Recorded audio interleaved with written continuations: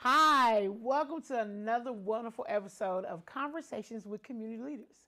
We have a community leader here, James Lee, the Honorable Justice of the Peace. James Lee, how are you? I'm doing fine. Classmate, how are you doing? I'm great. We've been having a conversation for the listening audience.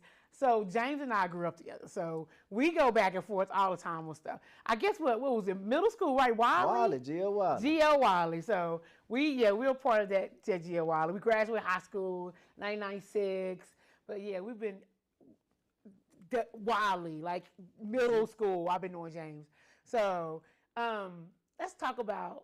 And it's interesting. I was telling my husband, like, I grew up with so many people that I'm still kind of close to, but I don't know a lot about, like, your background, like your grandparents, your grandfathers, your parents. Like, do you have siblings? Let's talk about that. Then we talk about our Wiley stories and our Waco High stories. Gotcha.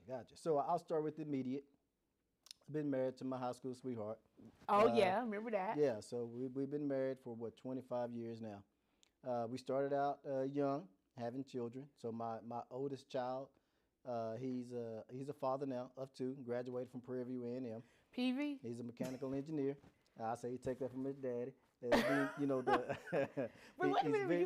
intellect, very smart kid, math and science. That was me. That was my thing. I was. Yeah. But you say, well, wait a minute, your high school, we got to tell the background of your high school sweetheart, like who her father was. Okay, we're going to get to that. Okay, right, I got you. So I'm going to go to the kids first and then go right into it. Then my second child is my daughter. Okay. She's about to graduate in May, a mechanical engineer. And my third child, who is a senior in high school now, he's going to be going into Prairie View. He's taking business management. Okay. And my last child, which is the 13-year-old, he's in junior high now. My wife, Izebe, her parents are former deceased Commissioner Lester Gibson, in which it's real strange how we even met, seeing that I was a poor kid from the projects and ended up, I'm going to say, being involved with one of the most prominent civil rights leaders in McLennan County, or in the state of Texas, United States. And so, we met in high school, we fell in love, and, we're still at that point. And then we have 4 children. And Coquee Gibson, without, my mother-in-law, she's former school board president and so forth. And so that's my wife's background. Now, as far as myself, going back to me, my mother, from Waco. Okay. Her people, descendants are pretty much from East Texas. What's her name? What's your mom's name? My mother's name is Murray. Murry. Okay, Murray. Murray Lee Lee. Murray Lee Lee. My mother passed away. Okay. But that's my mother's name, and her and my father had 4 children. Okay. My oldest sister, Shonda. Next to that is Anissa. Next to that is Tabitha. And then I was the last. And the way the story goes, my father kept trying for a boy. Okay. And actually, I was the 5th child. Okay. Because there was a baby that didn't make. And so they kept trying and kept trying. And so eventually he got his wish, which was a boy. And I received the name Junior. So I am named after my father. Every single James Earl Lee Jr. I am just as country as he is. Yes. All right. I didn't know your real name was Earl. It's Earl of Pearls. All right. So that's me.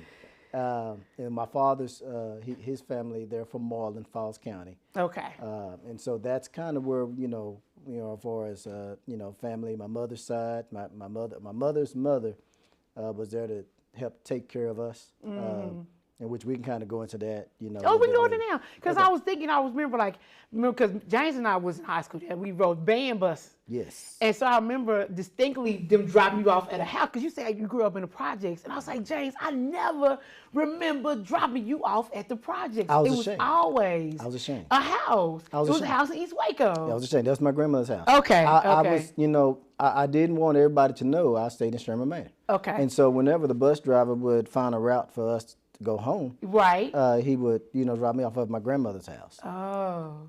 So yeah, that's kind of one of the reasons why I believe that I ended up getting dropped off at my grandmother's house. Oh. Yeah. But a lot of people stayed in Sherman. Like I know I was raised in the villages. Yeah. And so we just got that house later on, but so you being ashamed was interesting to me because Heck, we all was either in the projects at some point. Cousins lived there, grandparents lived there. Like, but so Sherman Manor was different from the it villages was. Sherman back Manor then. was a little different. Sherman Manor, you know, and it could have been a safety thing. I really don't know exactly why or what led to the driver dropping me off at my grandmother's house, but it could have been a safety aspect too. And to my knowledge, I was the only one in band that stayed in Sherman Manor. Okay. Yeah, I don't. No one else. I don't know. You know, athletically it was a little bit different. Yeah. But that's pretty much it. But my grandmother, she stayed on Dunbar. Okay. She was the rock of our family here in Waco. What's her name? Mavis Gowan. Mavis Marie Gowan. That was her name. A little short woman, feisty as heck, and could cook some pig feet and chitlins if you needed some. Chitlins. She was country. Did it smell the house up? Well, no, because it did. Because the way she cooked it. The way she cooked it. Okay. Yeah. All right. Red beans and cornbread. Oh, wow. We stayed fed over there. Oh, yeah. Yeah. James. It's almost slave food. Look, that's the way she did it. That's what she did. Now, I don't partake in that right now because it's unhealthy. Right. But back then, that was the mentality of, you know, some people, you know, that's how they ate. And lessons learned. Yeah. What did you learn from her? I learned that hard work pays off in the long run. I learned that from all of my grandparents. My grandmother, she was, she took care of the children of some of these prominent doctors. She was, you know, how they did back in the days. She was the nanny, if you want to call it. So she would, all day long, she would wake up in the morning, she would go take care of somebody else's kids. And then she would have to come home later on in the afternoon or evening to take care of hers. And so her children actually had to raise each other throughout the process, throughout her growing up. But yeah, she, you know, there's my grandma, she's gone, but you know, the Caucasians that she helped raise, they would look to her and make sure that on her birthday or whatsoever, they made sure they showered her with gifts because she was the one that they knew growing up. She was their caretaker. And so, you know, through it all, you know, I learned that even though you are in this situation you are right now, there's still a light at the end of the tunnel. And so she would still smile, even though the circumstances weren't the best. And she would still work, no matter what, and to provide for her family and others. Because she took care of not only us, but her greats. Oh, wow. And even the children, because my mother and father divorced. My father, great guy when he's not intoxicated, when he wasn't intoxicated. But, you know, alcohol led to other things, and he became abusive, and my mother separated, divorced. My mother was diagnosed with epilepsy, couldn't work, and so we relied on the government. That's why I ended up in Sherman Manor Apartments. Got you. You know, we ended up relying on, you know, she wasn't getting Social Security. We were only getting AFDC and food stamps. And that's what they called it back then. And AFDC helped provide the rent in Sherman Manor. I think that's all we paid was rent. It wasn't much more on the utilities. It wasn't central air and heat. Right. All you had was you had the gas heat. Yeah. And you had to put them box fans in the windows to keep cool in the summertime. And the rent was real cheap. And then we had food stamps, you know, the actual paper food stamps. Yeah, I remember the paper stamps. Yeah, and that's what we survived off of. But Grandma was there. Whatever extra she had, she made sure that she did for us while she could. You know, I didn't have the nice shoes or whatever, so whatever little extra that AFDC didn't pick up on, she would take care of that to go to Wieners and buy me some shoes just to get by. Buy me some pants, you know. I recall going to school. I had maybe 3 pair of pants, and had to use some shorts or whatever that I had from the previous year, and that's kind of what I did. And then, you know, Christmas time, it was no big Christmas. It was no income tax. Again, Mama wasn't working. Right. And so whatever, you know, whatever I had, it was. I guess used to better whatever I could. You know, I can't really just say. Because I remember, like, maybe because we weren't looking at stuff like that. Because, right, in middle school, like, I guess we didn't have I didn't have the most fashionable clothes. So I didn't judge. Like, I don't even recall us even talking about, like, getting on each other about outfits or anything like that. I mean, we came to school clean. And that it was clean. We had our books, we had our pencil paper, and that was it. Like, and we competed off of who was the smartest, who was the best player in band. It was never like a fashion show like we is now. Like, we didn't judge people. And I remember, like, you probably didn't know, but remember back in the day, you would go to Payless and you buy the fake Adidas. You get the Adidas with the 5 stripes or the 3 stripes. No, because Adidas had 3. But I always get the Adidas with the extra stripe, and I put my pants leg low so you couldn't see the extra stripe. Wasn't paying attention. Right. But I'm like, then I noticed, like, people didn't even care. Like, we never got on. Let's talk about middle school. What do you remember about middle school days? Middle school, what I remember about middle school, we had good educators there a while. We did. We had good educators. It was an environment that gave us structure, discipline, but love. Yes. I say that. Mr. Williams, I say best principal that on earth.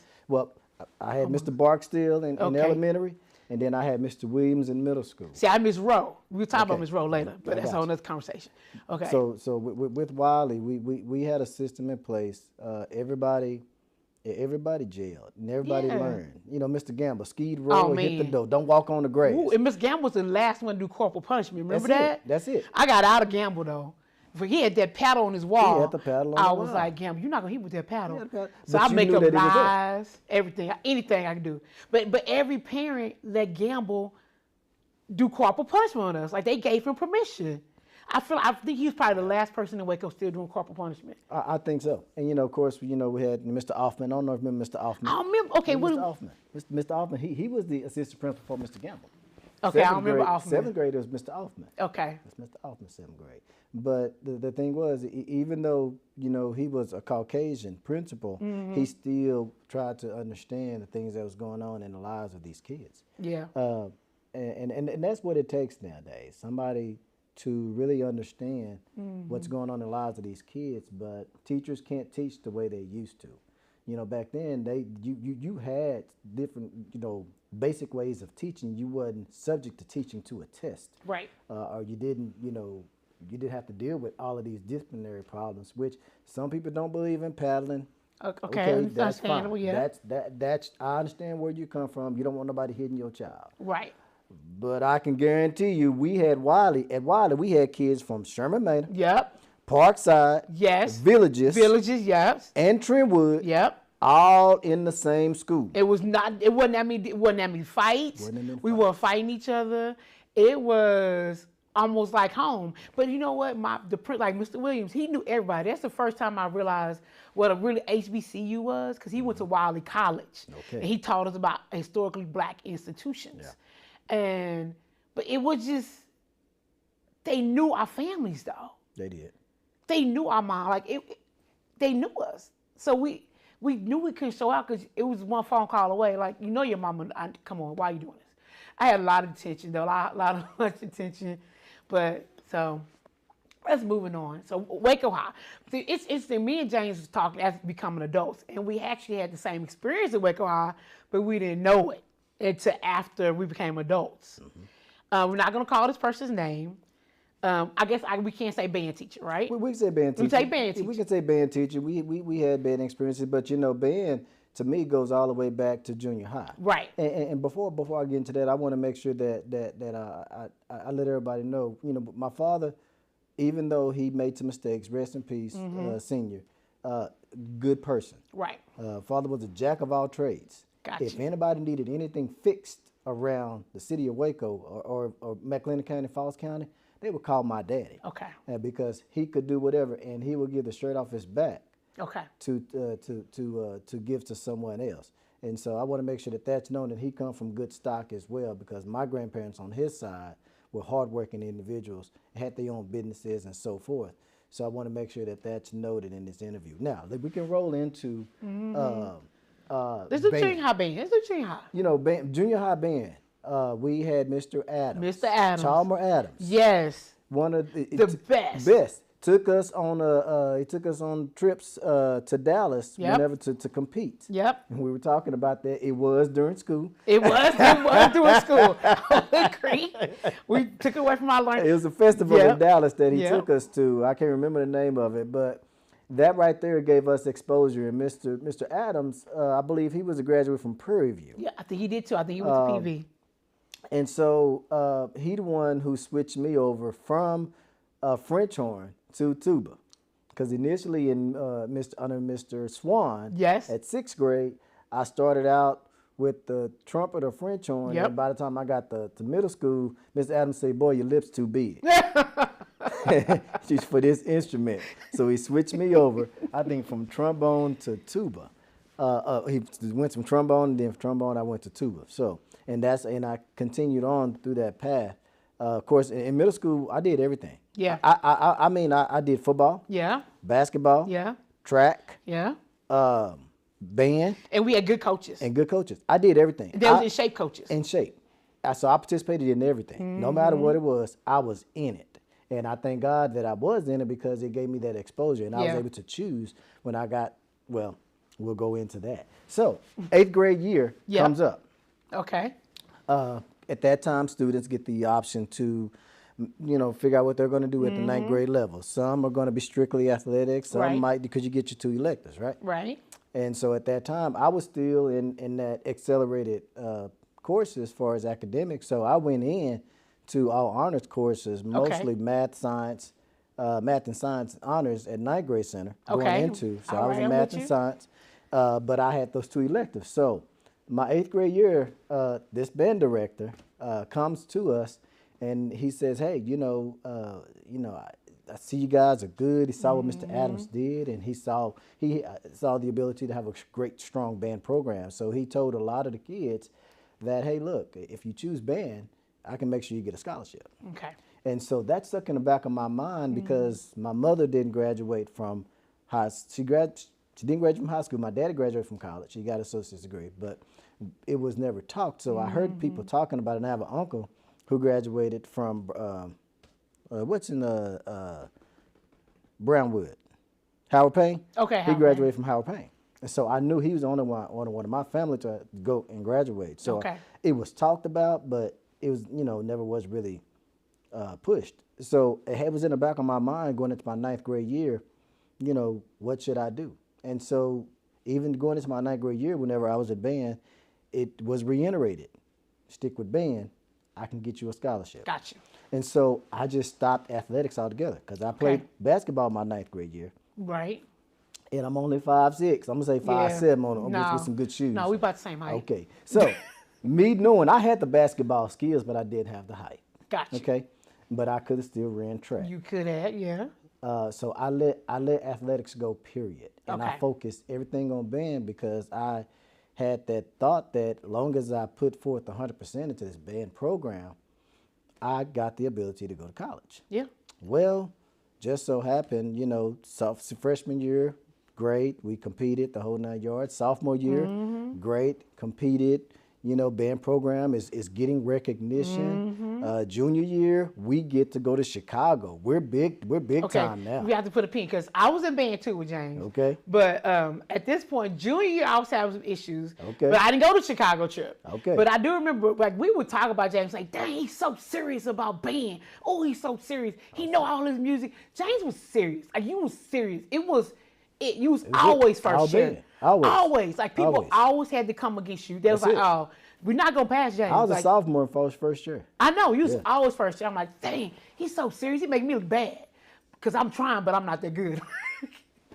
I put the effort into it. Again, I put all my focus and my attention. You did. And it paid off, because you was great.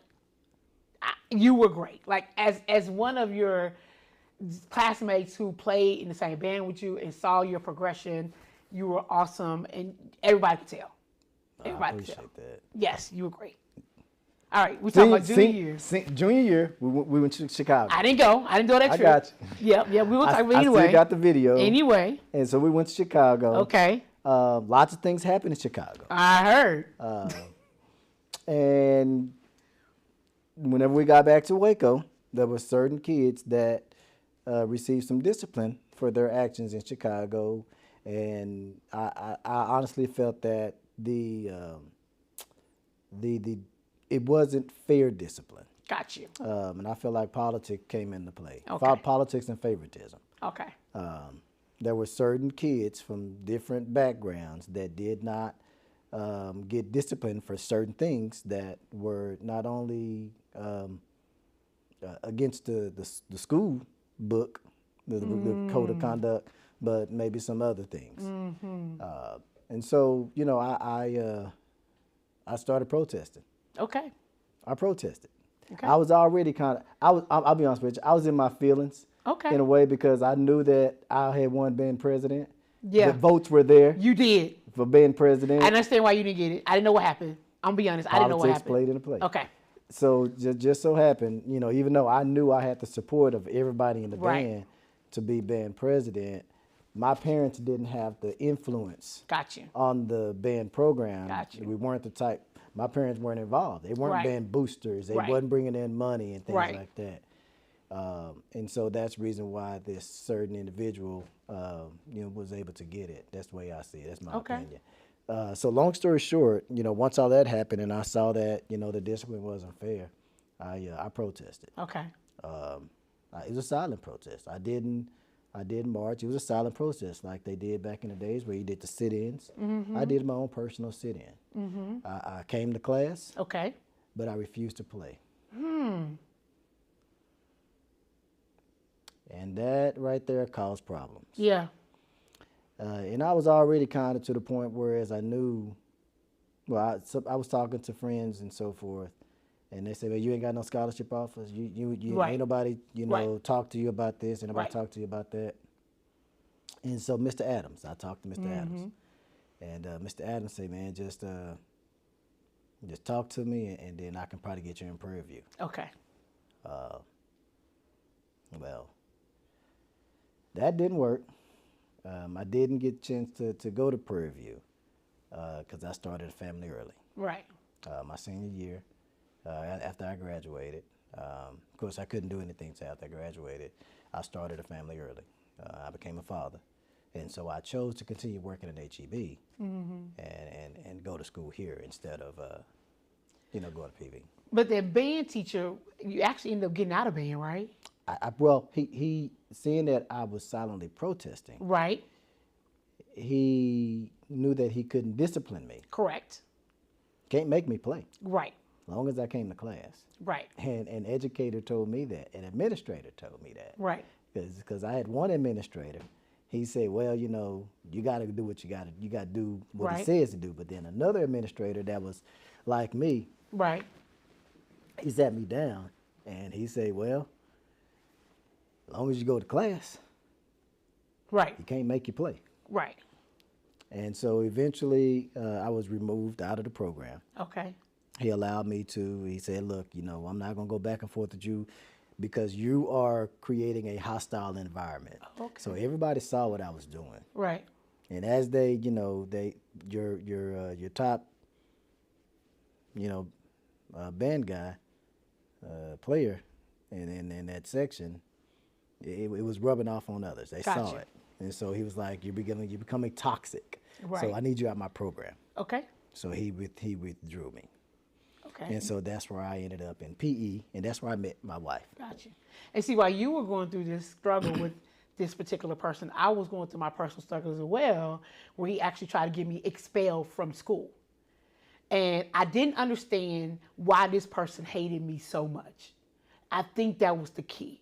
So you remember, I'm going to tell my little story real short.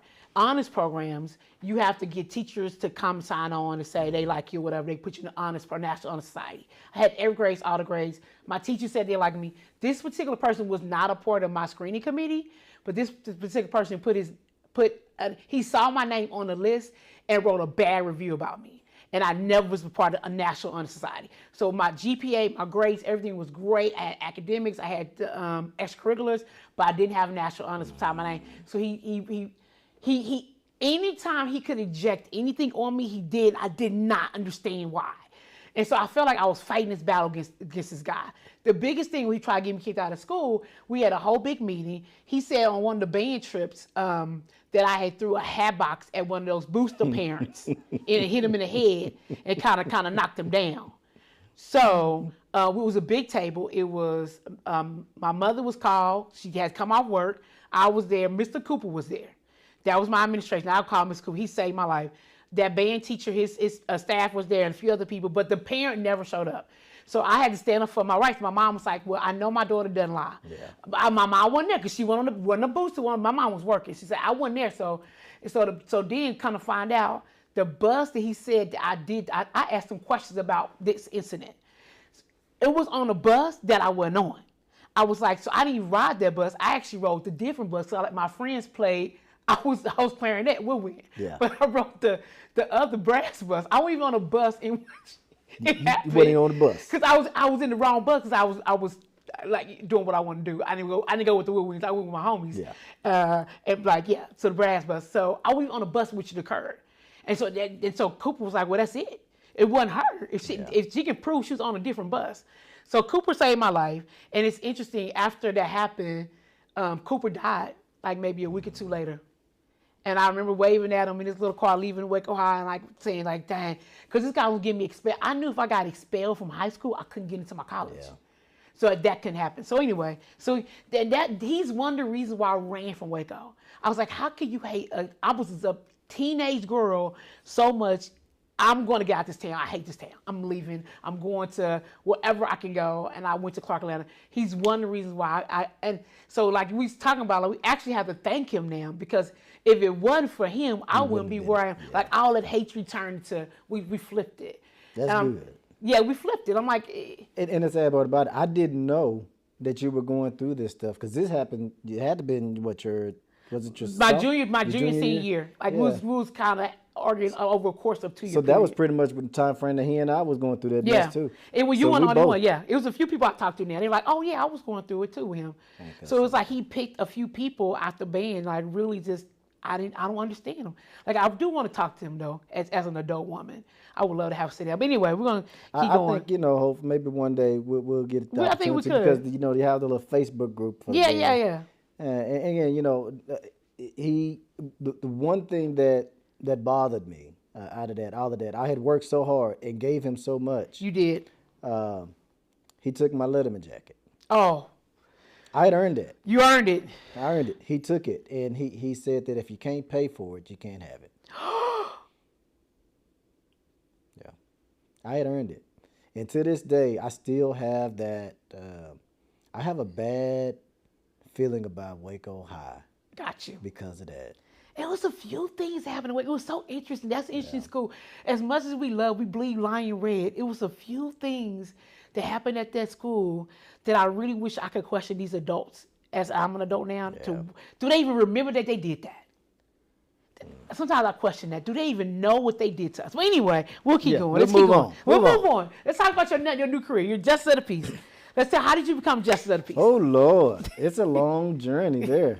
All right. So, of course, as I mentioned before, my wife's father, very politically motivated. He was county commissioner, Precinct 2, for many, many years, over 30 years. And it's funny, like I was thinking about that. In the community, you could just say commissioner. You didn't have to say Lester Gibson. Yeah. He was the commissioner. He was the commissioner. Everybody knew what he was talking about. Everybody knew. And we still do. It's like commissioner. That's it. He was the longest serving commissioner in McLennan County. You know how great you got to become when people know you just by one name. That's it. That's it. But you got to be able to make an impact on people. You got to. Long story short, I didn't really know about politics. We took government economics. Right. That's what's all right. We took it, but we didn't learn much. All right. That class was horrible. We didn't learn much. Okay, we're gonna keep going. Rest in peace. We didn't learn much. We didn't learn much, but we had fun. Anyway. So I really didn't get involved in politics because it wasn't a big talk in my family. Got you. My grandmother was a member of the NAACP. Okay. But she was so busy with everybody's problems, she just made sure that she went to vote. Got you.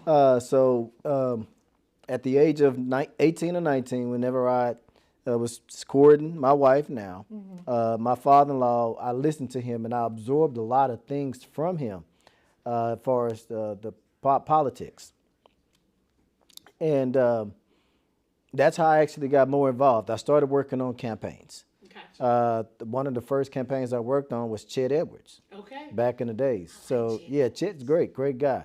So I worked on his campaign. I think it was more phone calling and phone banking and things like that. And Jim Dunham, Representative Jim Dunham, I worked on a lot of his campaigns. And then my father-in-law campaigns, I helped him out, going door to door and things like that. And so that's how I got involved in politics and learning more about it. And that right there was a topic of discussion every day, pretty much. It was politics, and so that's how I started getting involved in politics. And then on top of politics, I started getting involved in my community.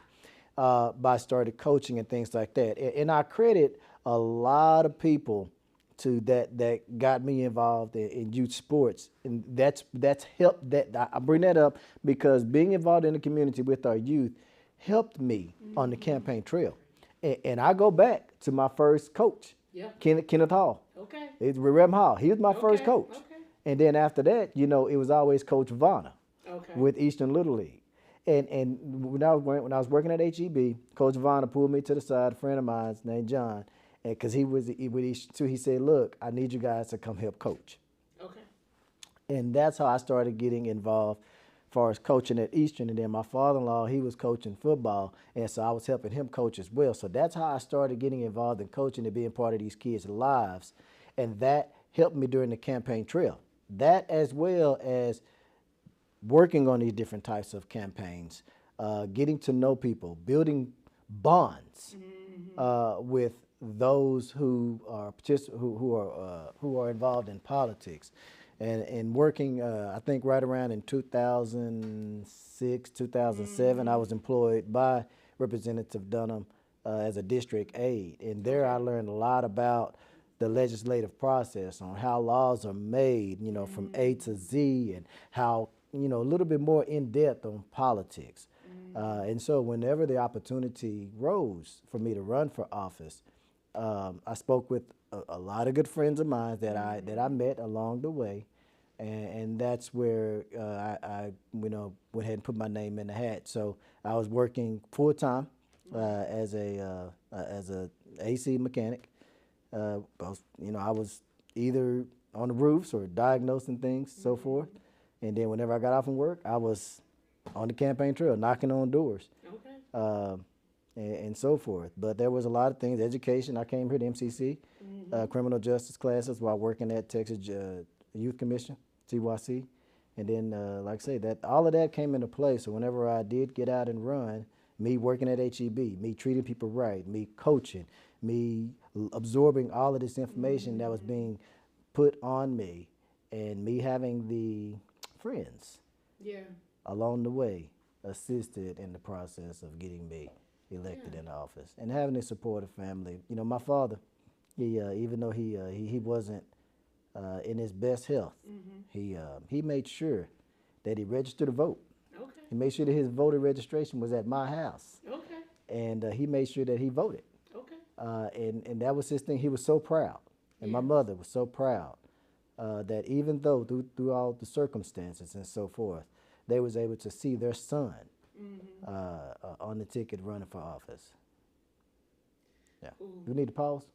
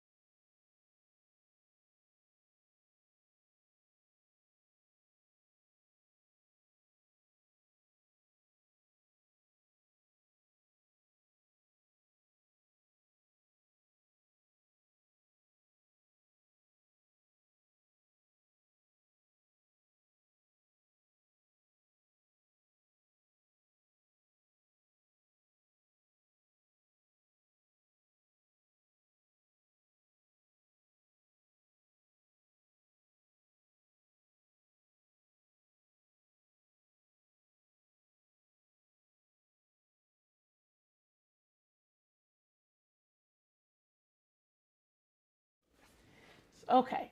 So now talk to us about just a day in the life. I know this is it can be very diverse of a justice of the peace. Very, very diverse. Very diverse. So, depending on the city Okay. in the state of Texas, the JP, Justice of the Peace, may have different roles. Okay. I'll say that. Here in McLennan County, we'll just talk about mines, for instance. All right. So, first of all, I'm on call 24 hours a day, 365 days out of the year. Okay. And reason being is because I act as a coroner. Okay.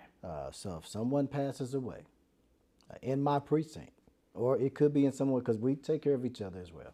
Okay. So if another judge is out, someone passes away, I get a phone call. And so I have my personal phone, I have my work phone. Okay. And I've been programmed to where either one goes off in the middle of the night, I have to wake up. I don't know how you wake up. How couldn't you wake up?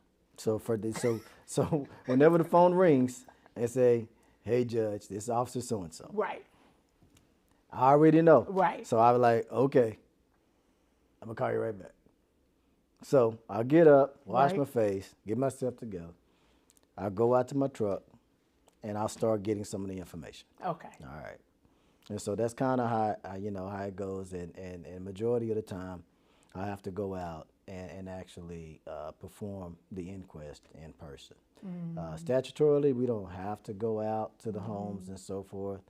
But if someone passes away of an unattended death, they're not supervised by a doctor, they're not in a nursing home, and they pass away, then law enforcement has to contact the justice of the peace. So if they're not on hospice, they're not admitted into the hospital, and if they're not in a nursing home, and even if they're in a nursing home, JP could be called out. Okay. I want to make sure that that's clear because let's say that someone is in a nursing home and they fall, they bump their head. That's not something natural. So that doctor that's there should not be certifying that death certificate because I need to get involved and I'm going to send that loved one out for an autopsy. Okay. And so that's what I do. I have to go in and I have to investigate the cause of death. And that's, a lot of people get it mistaken. They think that, the JP came out and declared them dead. No. Okay. That's not what we do. Okay. We have to go out. So first of all, again, I'm gathering the facts whenever they first wake me up at 1 or 2 in the morning. Okay, tell me what's going on. Okay, Judge, I got this, I got this, I got this. Okay, all right. Okay, here I come. If it's one of those here I come, that means that something ain't right. Right. I need to go out now. I got to put eyes on it. But if they say, hey, Judge, so-and-so, health issues, they got this, here's everything, everything's lined up, we checked everything, there's no signs of foul play. Okay. A lot of those right there are like, okay, I got the information. We're going to go ahead and just, contact the funeral home. Got you. So it just all depends. But the main thing is making sure that there's no need for further evaluation. Okay. That's the key. And I have to work with law enforcement. Okay. For those homicides, for those suicides, for those accidental deaths, so forth, I have to go out and put eyes on the bodies. And a lot of people can't do that because, there's a lot of things that I've seen that the average person can't stomach. They can't. Yeah, I know. They can't. And look, I should be getting hazard pay for the work that I do. I know. But do you sometimes have to touch the body to see if it's a pulse? Oh, no. Okay. No. So the thing is, here's how it goes. Paramedics or fire, they do an EKG on them. Got you. And so I have that strip that shows that it's no life. There's the pulse thing. Nah, I want some documentation showing that this person is actually gone. Okay. So that's the thing, and that's standard protocol here in McLennan County. Okay. Yeah, so there's no checking for pulse and all of that. Even at the hospital, they're gonna run. They already hooked up to EKG. Okay. Yeah, so that's just one of those things that we have to make sure that this person is already gone because no one wants this person to get to a funeral home. No, we don't. No, we know. It's happened in the past though. We know. It's happened. It's so scary. It is scary. But that's so you're talking about the life. So yeah. So coroner. On a day-to-day basis, 24/7. Got you. I be in court sometimes. Court. And I get a call. Hey, I was like, hold on. I'm going to go into recess. I'll be right back. And so, then so I'm trying to do 2 or 3 things at once. Whereas I'm like, okay, so if it's one of those where I got to, I'm like, okay, you know what? We got 15 minutes to get this case over with because I got to go. Right. And then everybody that's waiting in court, because we hold court. Right. A lot of people don't realize we hold court. It's justice of the peace. It's just small claims court. Yep. Any suit under $20,000, you're filing in my court. Yeah. You can. Debt claims. Yep. People go out and get these department store cards and think that they ain't got to pay these people. Okay. They coming to get you. Okay. They coming to get you. And guess what? They're going to file in the justice court, most likely close to where you stay at. Okay. And then you got to answer to whether or not you owe this debt to these persons. So that's debt claims. You got small claims. Okay. If somebody comes up and if I hired somebody to do some work on my truck and they didn't do it right, and knowing that they misdiagnosed it, guess what? I'm going to sue you. Yeah. Guess where that suit is filed? In JP court. Yeah. It's under $20,000. Evictions, workload. People get evicted every day. We have court. We have court. Evictions. Truancy. Lord have mercy. We have truancy court. Occupational driver's licenses. People that get the license get suspended. Okay. That's an administrative hearing.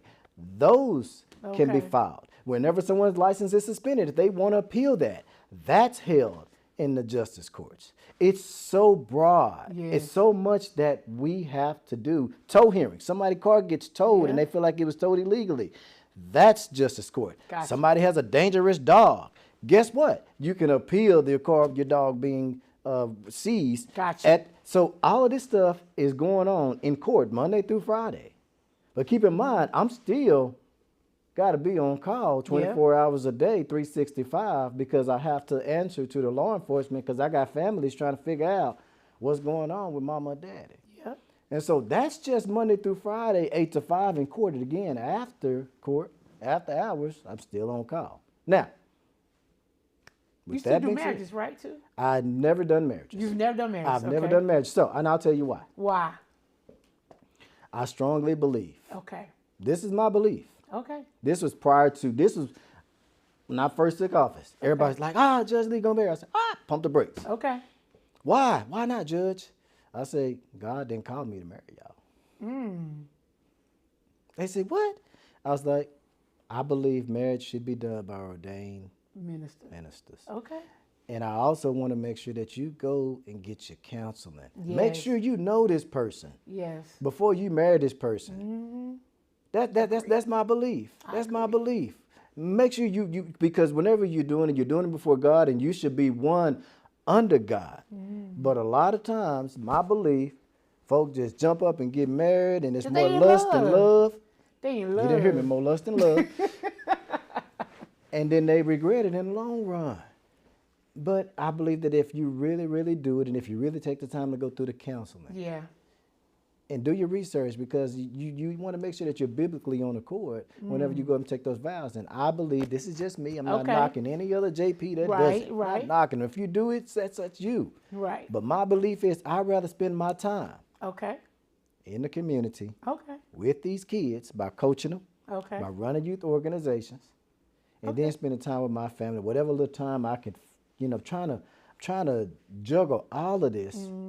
And, I'm over the neighborhood association. Yeah. That's a lot. I'm vice president of Eastern Little League. That's a big thing right now. I got my basketball organization. I'm out here coaching. And then everything else that I get approached with, I can be walking down the street. Hey, Judge, I got this problem. I'm going to tell you right now, I can't give you legal advice. Okay, Judge, but can I just tell you? Yeah. Okay. And you know what I'm saying? And so I have to sit back, I have to listen. Yes. I have to listen, but I let them know, okay, I can't tell you what to do. Right. Here's Lone Star Legal Aid. I need you to get him a call, or her Greater Waco. You give them a call, and they might be able to help you out. But the thing is, all of this stuff's going on. So that's my life. Got you. So I just tell you, like this week. Okay. Monday. Okay. Court all day. Okay. Keep in mind, I'm on call 24/7. And I got my son, my youngest boy, who I'm going to always be with. He had 7 on 7. So I'm juggling. I'm going back and forth to Eastern Little League. Yeah. And 7 on 7. So Now, that's Monday. Yeah. Keep in mind, I still can't go to sleep. Tuesday. All right. Tuesday. Working all day. Neighborhood Association meeting at 6 o'clock. Didn't get out of there till 8 o'clock. Oh, Left wow. there. Had to go take her Eastern Little League. Make sure he was locked up. Make sure he was good to go. And make sure we're diffusing our problems. Because, you know, sometimes we can't act right. All right. And then today. You and me. Yes. Yes. This is your cool down. This is your chill. Drink some water. Yeah, I'm going to drink some water. Cause Take a breather. This is your chill. Okay, well, all that going on, James. So tell me like your top issue in Waco. You got sports athletics. You got athletics with the kids. You got education. We got housing. Tell me what's the issues, the one big issue in Waco. Ooh. One big issue Just in one. Waco. Ooh. Because we know me and you can talk about issues all day. We just gonna do one for the people. Golly, you say one. Just one.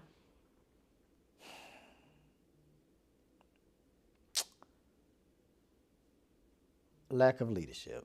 I don't know if I want you to elaborate or not. You asked me. You didn't tell me to elaborate. Okay, we're not gonna elaborate. All We're just right, gonna move then. on.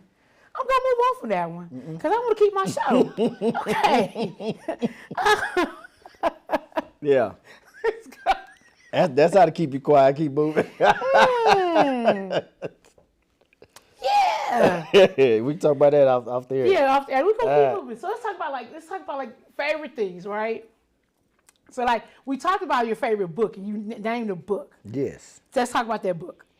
You know, I never got a chance to really read it, but I believe it's called the African American Heritage of Waco. Yeah. Yeah, I was talking to somebody. I think Miss Sadie. Mm-hmm. So what's Miss Sadie's last name? Harper. Harper. There we go, Miss Yeah. Harper. I was talking to Miss Sadie. It was about a couple weeks ago. We were talking about this Carver being burned down. Right. And she was telling me about this book. Yes. She got it. She got it. Yes. She got it. She has a copy of it. But we were talking. We were talking about Black history. That's where it was. We were talking about Black history. It's one thing I will do. I will listen to my elders. People say I have an old soul. Mm-hmm. I agree with that. And I've been doing it since I was a kid. Oh, My yeah. grandma used to get All mad. day. She was like, "Get out my mouth." I'm like, "I'm trying to absorb." All day. She used to pop me upside the head a lot of times. But I absorbed a lot of stuff. So Dr. Van Allen, he's Yeah. a former, I think he was the president of Parkland at one time. Yeah. Absorbed a lot of stuff from him. Coach Dixon. Yeah. Oh, I would leech off Coach Dixon. Mm-hmm. Absorb. My father-in-law, absorbing things. And Miss Sadie. Miss Sadie. I listen to my elders. It's one thing I do, and I want to make sure that for those that are out here watching this, if there's an elder out there that's trying to tell you something, open your mind and absorb it, because they've been through it. They just ain't telling you that for a reason. So Miss Sadie, and she and I were talking, and she was telling me about this book, and she said it has everything in her that you need to know about the African American heritage in Waco. Before all of this stuff came to fruition that's going on right now in downtown Waco and East Waco and North Waco and so forth, this book will tell you a lot. Now, you can't find this book. Can't find it. You can't find it. I only know of one copy, but you told me Miss Sadie. Sadie has two. So there was two copies Miss in Dr. Van existence Allen that I has know one. of. Dr. Van Allen and Miss Sadie. That's I knew Dr. Van Allen had it, and it's so funny. We've been secretly trying to get people to get this book to make copies so we can buy it or spread it around. But I only know two copies. I've never seen it. I've only heard like this infamous book. I've only heard. I tried looking it up on Amazon, and it's not available. No, it's only two copies that I know of. And say somebody out of Austin. It was originated out of Austin. Some Publisher? company out of Austin. Okay. But We gotta do some research. you gotta do some more research. Oh, we might just go to Miss Sadie. I'm gonna say, look, can we just make a copy of this book? She ain't gonna let that book leave. I know. Now we can probably take pictures. Now there was one in Carver, because that's how we started talking about before Carver Okay, burned down. but Carver burned. And the book burned down with it. So Miss Sadie's like, no. Dr. Allen is no Like, too. I already know. So He's the a only no. way you're gonna be able to get close to it is use your phone, take pictures, like you can scan it and save it, and then you'll be able to have it right there. Miss Sadie did say, she said she'll let me do that, but she has to be there with me. The whole she entire gonna time. flip the pages as we go. I'm not messing with that book. So yeah, Okay. and that's again that's a lot of history that we have Yeah. here in McLennan County. It's so rich. It's Gotcha. rich. But those that have this history, we they're trying their best to pass it down to the next generation, but we have some that are not even trying to get it. Right. You talked about listening to your elders and grasping that information. So who inspires you? Who in Who inspires you? who inspires me now, or who Yes. inspired me? Ooh. Okay, let's tackle both. Let's do inspired and inspires. Okay. Well, I could always say my parents. Okay. That's one. My grandparents. Okay. On both sides. On Okay. both sides. And they provided inspiration to me. I think those right there, those individuals. I just remember my great grandfather. I just knew him as Grandpa. I only knew one grandpa out of Gotcha. all of my grandparents. Okay. I only knew one grandpa, Okay. and this was my father's grandfather. Okay. My father's father died whenever he was 5. Okay. So my great grandfather, Sonny Lee, is what they call him. His name is Robert E. Lee. Robert E. Lee. Robert E. Lee. Okay. Yeah. Okay. It says a story behind that. Okay. Okay. Because his daddy was Robert E. Lee. Okay. And I say what I was told. Okay. Robert E. Lee, my great great grandfather. Mm-hmm. The story goes that he killed a white man in Mississippi or somewhere. Okay. His name wasn't Robert E. Lee. Right. Migrated to Texas, Okay. Falls County. Changed his name to guess who? The General Robert E. Lee. Lee. Okay. Alias, just to stay underneath the radar. Interesting.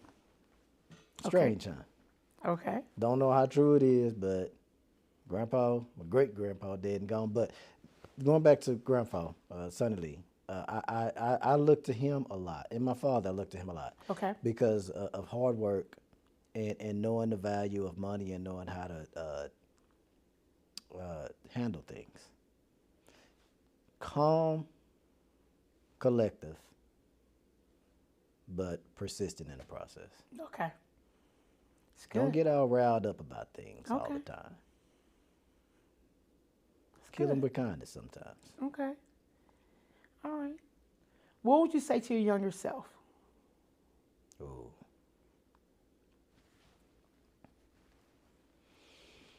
What would I say to my younger self? Mm-hmm. Oh boy. Stop. Think. Mm-hmm. Stop and think. Okay. That's what I would say. I made some mistakes. Yeah. I wouldn't say mistakes. I've made some choices that made it harder for me Okay. as a young man. Okay. Yeah, I would say stop and think. That's some of the things I would tell my younger self. Okay. And I guess the other one, going back to don't trust everything that or don't trust everything or everybody just because they show you gold, because it may not be real gold. Okay. Last one. So what's your life's purpose? To see my family make it. To be a good father, to be a good husband. Generational wealth. That's what I want. I want generational wealth. Seeing that I came from tough times, I want to see my kids and my grandkids have a better life than I did. Okay. That's what I want. You know, I take myself a lot. I take myself out of the equation a lot of times, and it's that sacrifice. And I've done that my whole throughout my marriage, the whole 9 yards, and even throughout school. I took myself out of it, and I put others first. Um, and I guess, going back to those who did so much for me, pay it forward. Okay. Pay it forward. That's one thing Coach Vanna, he said, pay it forward. And do things without requiring recognition for it. Mm. I think that's a lot of people call it. They say, "Hey, Judge, we want to honor you and this and that." I say, I didn't do this to be honored. Right. I did it because it needed to be done. I don't want I don't want people to think that I'm being mean or ungrateful. I do things because somebody did them for me, and I'm not expecting anything in return. If you want to give me something, don't say it because you did this and you did that. Just say it's from the heart. Right. Because I do the things from the heart, and I'm not expecting anything for it. So paying it forward is one of the things I live by, and I'm gonna continue always living by. And I don't want nothing for it. I don't want it. I really don't look for that gratitude for helping these people, for helping people. I don't want it. I don't seek it. Mm-hmm. I don't seek it. I'm there's it's a competition in some things, but I'm not about that. And maybe it's just kind of how I was raised. Yeah. I don't seek it. Okay. And I turn it down a lot of times. And I try to do it in a polite way. I get, well, can you come to this? Can you come to that? We want to honor you. And sometimes I just say, well, I can't make it. Mm. Okay. And I just let them know, thank you. Right. I appreciate it, but I'm not gonna be able to make it. Mm. All because I don't seek the gratitude or the accolades for doing what needs to be done. Mm. All right. Anything else you want our audience to know about you? Any lasting impressions? Any lasting impressions? Well, for those of you that are thinking about being in politics, first of all, I'm going to say it's needed, regardless of your color, your race, your background. It's needed. But I want to encourage you to do some research on the office that you want to run for. Yeah. Politics is hard. Politics is scrutinizing. You're underneath the camera all the time. You're underneath the radar. And if you get into politics, do it because of the right thing. And just like I say, don't do it to seek acceptance or gratitude. Get in because you know people need help. Gotcha. Get in it because it needs to be done. Get in it for a purpose, not your personal purpose, but for a purpose that's going to affect all. That's politics. I really wish that the judicial office was not politicized. I wish it wasn't, because I am. Not only do judges have to abide by the laws of this state of Texas, just like you do, but we have to abide by a group of laws called canons. And that actually prohibits judges, are supposed to prohibit judges from certain things. So I say that for those who want to get involved. Okay. But do it for the right reason. Okay. And don't seek financial benefit from this, because it's whenever you run from office, you are reapplying for every year. I have to reapply. Yep. Every 4 years I have to reapply. Yep. And so if you believe that you're that you're going to be able to continue to stay hired on, best believe you better be doing the right thing to stay hired on. Okay. All righty. Thank you so much for coming on. I'm sure we'll continue this conversation forever for the rest of our lives. I ain't lying, 'cause I got to pick up. I know you got something to do. I want to thank everybody. I want to thank my producer, Paula Unger. I want to thank my IT people, Edgar, Bunty, Connor. Thank you guys so much. Once again, thanks for another episode. See you next time.